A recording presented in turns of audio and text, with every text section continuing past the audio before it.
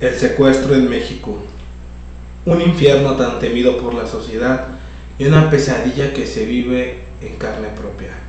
Traemos testimonios de secuestradores y sobrevivientes.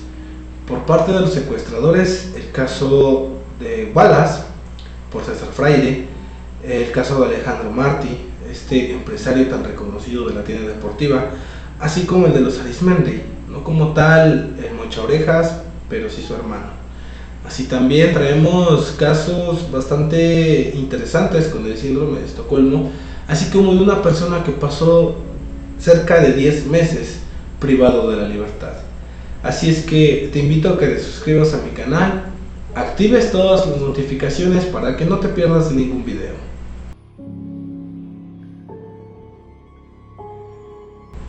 Hola comunidad, bienvenidos a un nuevo video. Hoy traemos testimonios de sobrevivientes y secuestradores, un infierno tan temido en México. Para empezar, pues es del libro El infierno tan temido, el secuestro en México, testimonios de sobrevivientes y secuestradores, por Saskia Niño de Rivera y Manuel López San Martín. Esta autora siempre trae libros bastante interesantes, y antes de entrar al tema del caso Wallace, el caso de Alejandro Martí y sobre todo de los Arizmendi, te voy a dar un poco del contexto sobre este delito. Para empezar, pues se divide en 5 tipos, que es el express, que dura menos de 24 horas, y pues a veces si llega a cobrar lo que tengan en la tarjeta o el efectivo en mano. Así como tal el transitorio, que inicia como express y se convierte en uno a corto plazo. Aquí hablamos de que pueden ser miles de pesos en cuestión de lo que cobran. Uno a corto plazo no dura más de 2 semanas y por esto se pide cientos de miles de pesos o millones de los mismos. El mediano a plazo hablamos pues de 2 semanas a 3 meses, de los cuales se llegan a pedir decenas de miles de millones de pesos. Por último, el largo a plazo, que pues habla más de 3 meses y que incluso puede durar hasta un poquito más de un año. En este hablamos de millones de dólares, según sea la situación a convenir. Dentro de todos estos casos, pues hablan al menos en un contexto en la cual estas personas se criaron, obviamente en un mundo pues desorientado por parte de los padres, así como también la falta de empleo que ellos no podían prever. Así es que empezamos por la parte de los secuestradores, el caso Wallace por César Fraile.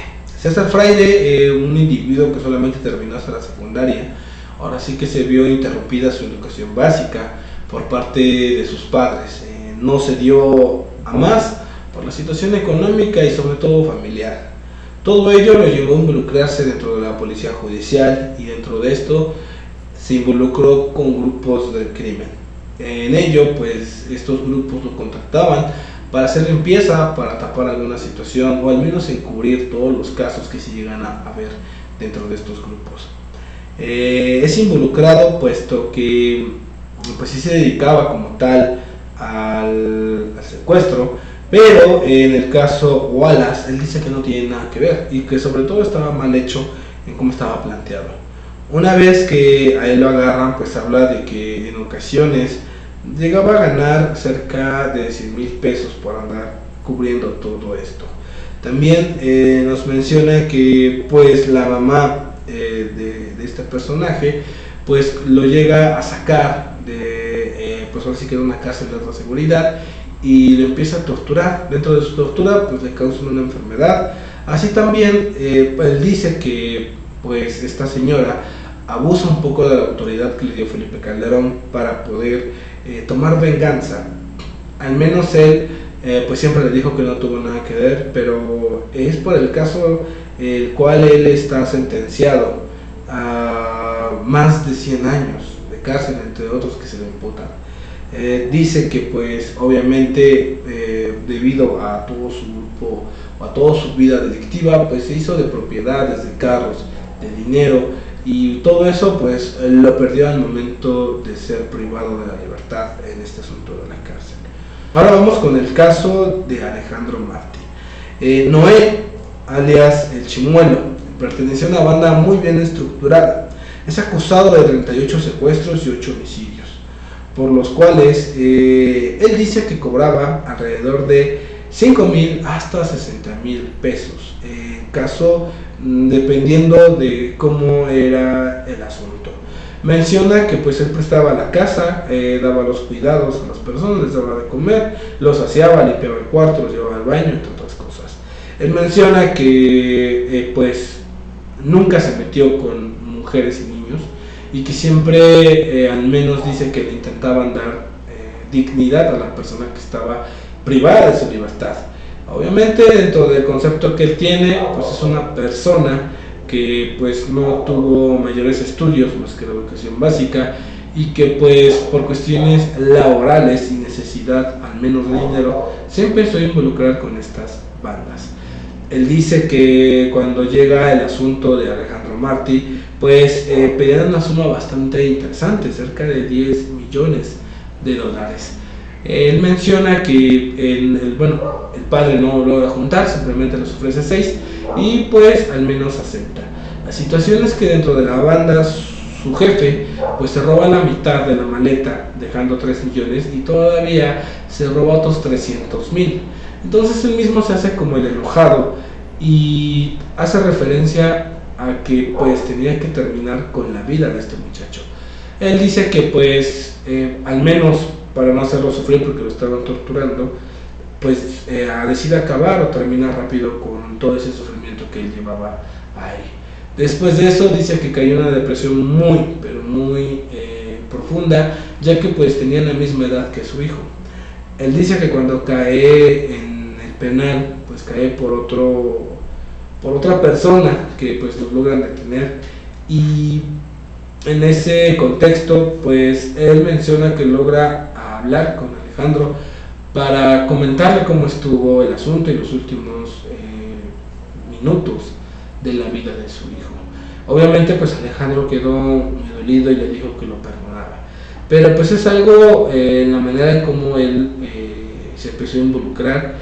Él dice que pues jamás pensó realizar lo que hizo con el hijo de Alejandro, pero bueno, siempre habrá una situación dentro de la mente que lo hará hacer fallar en esta situación de la vida de una persona. Ahora vamos al caso de los Arismendi. Muchos se dicen a lo mejor de Daniel, que es el famoso Mocha Orejas, pero por otro lado está su hermano Aurelio.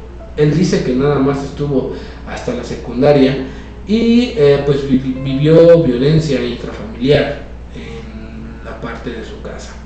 Dice que empezó desde muy chico con robo de autos. Todo esto empezó el hecho de que pues le pagaban hasta 2,000 pesos por estos vehículos, que pues eran bochos, y pues todo eso le ayudaba a conseguir papel de su hermano para poder venderlos. Daniel, por otra parte, pues era policía, era judicial, antes de convertirse en la banda más famosa de este delito. Después de eso, pues un día los contratan para hacer o privar a alguien de su libertad. Pues ellos lo ven como un reto y deciden que sí. Entonces toda su banda, en lugar de pues ahora quitar un carro, pues ahora va por una persona. Se dan cuenta que al menos no pasó nada, que la justicia no hizo nada, y empiezan a hacerlo con las demás personas. Ellos pues eran muy selectivos en la forma de cómo elegían a las personas, y sobre todo aparentemente eran personas de mucho dinero. Él dice que pues tenía bastante, y que obviamente todo eso lo llevó a cometer varios errores ya que estaban tras de ellos. Comenta que el mutilar el cartílago de esta parte de la cara pues no era por alguna situación, afán o parafilia, simplemente decía que era la manera de presionar a las personas. Él menciona que pues obviamente no lo cortaba toda, pero sí era a la mitad o algún pedazo que mandaban a la familia para hacer presión. Él dice que todas las personas que fueron puestas por todos los secuestros que ellos realizaron pues fueron por amigos, familiares, incluso a personas muy íntimas que no pedían nada a cambio, simplemente que les quitaran parte de su patrimonio y obvio que hicieran un cálculo de lo que podían dar. Es decir, si ellos decían una cantidad, ellos lo aumentaban el doble para que al menos llegaran a esa cantidad que podían pagar. Muy interesante cómo se realizaba esta parte de los Arizmendi. Y bueno, cuando los agarran a su hermano, pues pierden todas sus propiedades. Menciona que su esposa pues está presa precisamente porque sus hijos fueron privados de la libertad para que les diera el dinero que tenían guardado. 2 veces son atacados por este crimen y pues él decide mandarlos al otro lado. Posteriormente sus hijos grandes pues empiezan de nuevo una carrera delictiva por la falta de sus padres y caen presos aquí en México. Obviamente todo esto pues a él le preocupa un poco porque toda su familia, a excepción de su hijo más chico, están en la cárcel. Y él menciona que por el apellido también sus hermanos que no se dedicaban a eso pues fueron perjudicados en su trabajo. Algo interesante, pues no como tal es el Mocharejas, pero bueno, conocer la otra parte de esta banda resulta realmente muy interesante.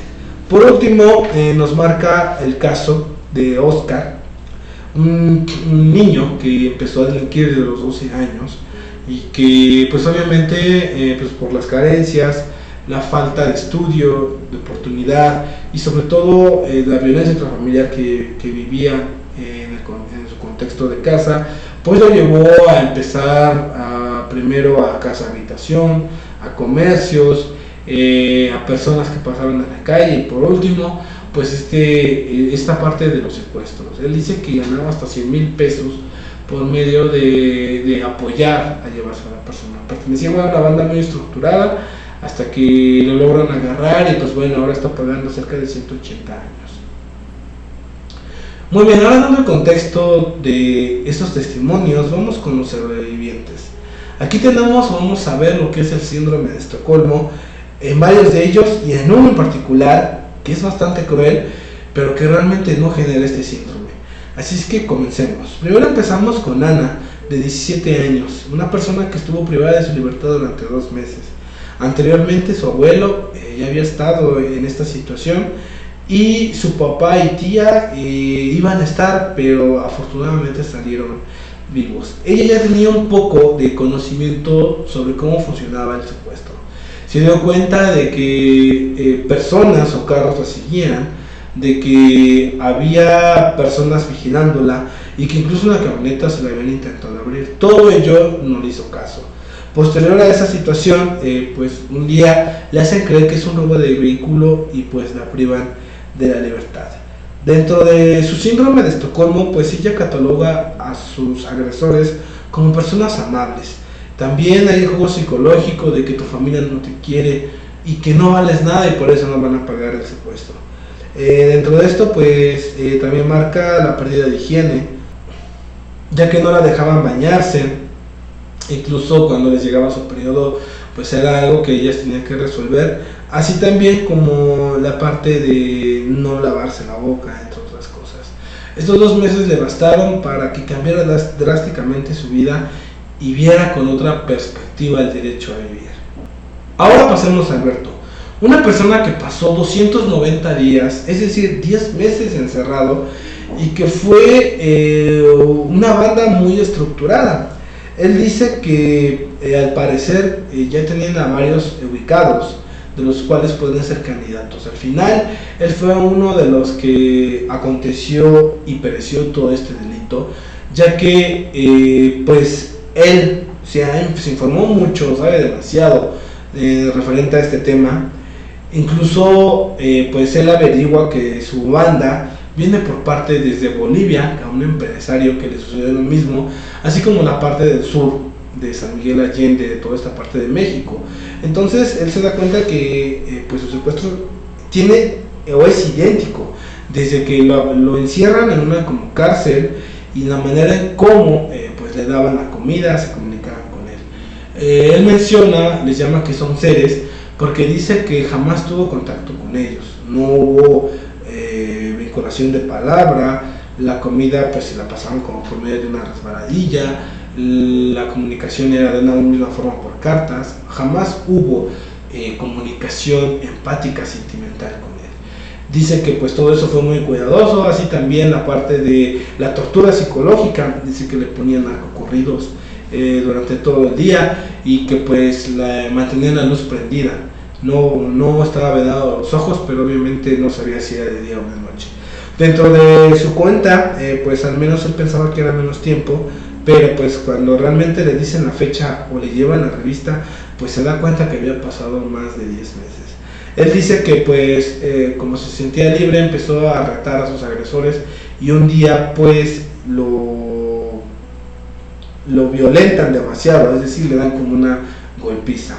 Él sacó un libro que se llama La Caja, en donde pues escribe todo lo que vivió y sobre todo pues él era hijo único, lo agarran después de dejar a su hija. Piensa que pues es como una equivocación porque las personas que lo interceptan fueron militares, policías, y que pues jamás se imaginó que era un secuestro hasta que pues, ya se lo mencionan en el carro. Entonces él piensa que todas las autoridades van a hacer lo imposible para poder recuperar su libertad, pero realmente se percata de que no es así. Entonces pues él marca todo eso, todo el desequilibrio que hay emocional, psicológicamente, y sobre todo pues sí, dice que pues él se deterioró mucho lo que es en la parte psicológica, la parte de la psique. En la parte física pues dice que tuvo comidas muy nutritivas, o al menos que eran bajo dieta, para que pues no cayeran sobrepeso, pero tampoco hubiera descompensación. Entonces es un relato bastante interesante, porque pues con él no se ve el síndrome de Estocolmo, pero se ven otras situaciones un poco más perturbadas en cuestión de la mente humana. También nos habla del caso de Helen, una persona que estuvo encerrada 15 días junto con su amigo Robbie. Aquí pues ella sí sufrió un poquito más de abuso físico. Obviamente los agresores no solo abrieron de su libertad, sino que pues abusaron de esa parte en ella, y que cuando logra salir en 15 días pues se percata que su amigo la deja de tener contacto con ella, y la verdad todo el proceso de recuperación fue muy cruel, porque pues las personas le preguntaban de una forma de ¿cómo estás? ¿Qué te pasó? ¿O por qué te pasó? A lo mejor haciendo preguntas muy insensibles que se entienden dentro del contexto, y que obviamente tocarlo fue muy doloroso. Menciona que pues el asunto psicológico le costó bastante encontrar un terapeuta que le ayudara.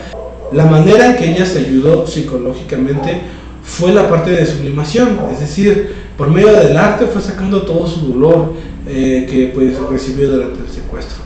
Hace esculturas y cuadros al óleo en donde pues refleja toda la parte psicológica que vivió durante su secuestro. También nos habla de Dana, otra niña que estuvo pues privada de su libertad durante 35 días.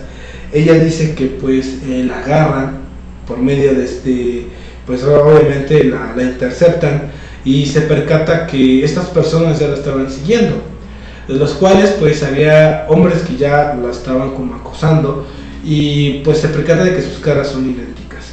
Afortunadamente no hubo como tal un abuso, pero sí un acoso físico. Ella dice que pues sentía las manos de su agresor durante todo su cuerpo, pero que jamás pensó que esa era una manera de violentarse.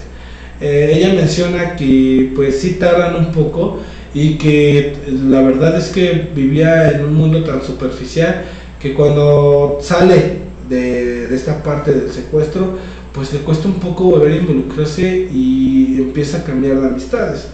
Ella dice que le reclama un poco a sus padres por el asunto de no haber negociado tan rápido el rescate, y bueno, igual situaciones psicológicas muy interesantes. Por último tenemos el caso de Santiago, este veracruzano que duró 100 días privado de su libertad.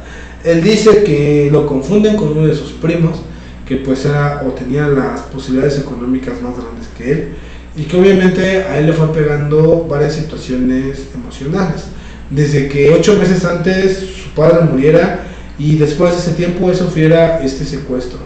Pues él dice que pues su papá era coleccionista de carros y que obviamente para no llamar la atención los vende.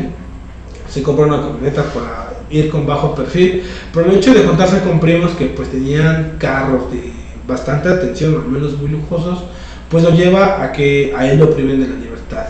Siendo esto un caso, al menos en el aspecto de que no tenían una estructura concreta los secuestradores y tampoco pues sabían a quién habían atrapado, ya que pues la casa que tenían ubicada no era su casa, la casa de su novia, no sabía de qué familia provenía, y obviamente los 100 días se hicieron así, no porque fueran organizados, sino simplemente porque no sabían con quién estaban tratando. Ahí dice que el gobernador Herrera de ese tiempo, de ahí de Veracruz, aplicó la mitad de rescate, hablamos de 6 millones de pesos. La otra mitad la puso la familia, y dice que pues un negociador estuvo al tanto de todo su transcurso de este delito que él pasó.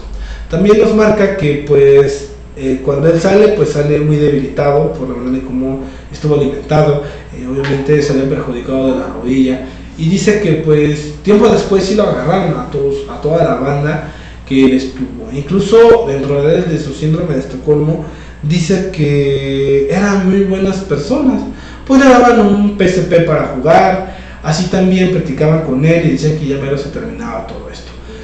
También le mencionaban a veces que si quería ir por el pan, él podía ir, pero que le prometieran regresar. Entonces, pues también a él le costó bastante salir sobre esa situación. La verdad se pasó bastante tiempo encerrado, primero con chofer y después poco a poco empezó a tomar su rutina normal. A la fecha, él recuerda esto como una situación que le hizo ser resiliente ante la vida. Así es que para la conclusión tenemos que la parte de los secuestradores pues viven en un contexto educativo muy bajo.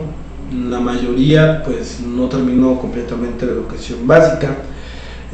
También se percata de que estuvieron o están en la parte de la policía, de la justicia, y esto pues no solo es en ese tipo de delito, sino en todos los demás que se percatan en México. Pues la gran mayoría antes de ser delincuentes pues pasaron por la policía, judiciales y de ahí escoltas. Entonces es algo que llama bastante la atención en cómo de proteger a tu país pues pasas a destruirlo. También nos marca el hecho de cómo seleccionaban a las personas con bastante dinero, el hecho de que incluso hasta entre el mismo vínculo familiar o social eran quienes los ponían. Ahora es un delito que no cabe decir en cifras, pero es algo que de verdad debe de tener atención, porque pues antes se pensaba que nada más a los ricos les ocurría, pero hoy en día a veces por lo mínimo están haciendo ese tipo de delito. También hay que intuir todo el juego psicológico que generan estas personas para crear esta confianza o lo estamos haciendo pero también te estamos cuidando. De parte de los sobrevivientes pues es muy evidente el síndrome de Estocolmo, así también pues los golpes de vida que tuvieron. De hecho el Alberto fue el caso que más me gustó, porque pues incluso se da cuenta que no fue una persona soberbia cuando tenía dinero, pero se percata de que siempre estuvo agradecido de tener la comida en su mesa, y después de lo que daban de comer, al menos a eso él no le agradaba. Entonces pues hay que tener en cuenta todo esto, cómo lo marcan los sobrevivientes. De verdad que son testimonios muy buenos. Yo recomiendo ampliamente este libro, y de verdad que pues bueno, Saskia Niño de Rivera tiene libros bastante interesantes. Así es que pues nos vemos en uno próximo, que también va a estar muy impactante, que es sobre la cuestión de los menores. Así es que la trata, el tráfico y sobre todo el abuso a ellos. Te invito a que te suscribas a mi canal, actives la campanita para que no te pierdas de ningún video. Buenas noches, yo soy Bravo.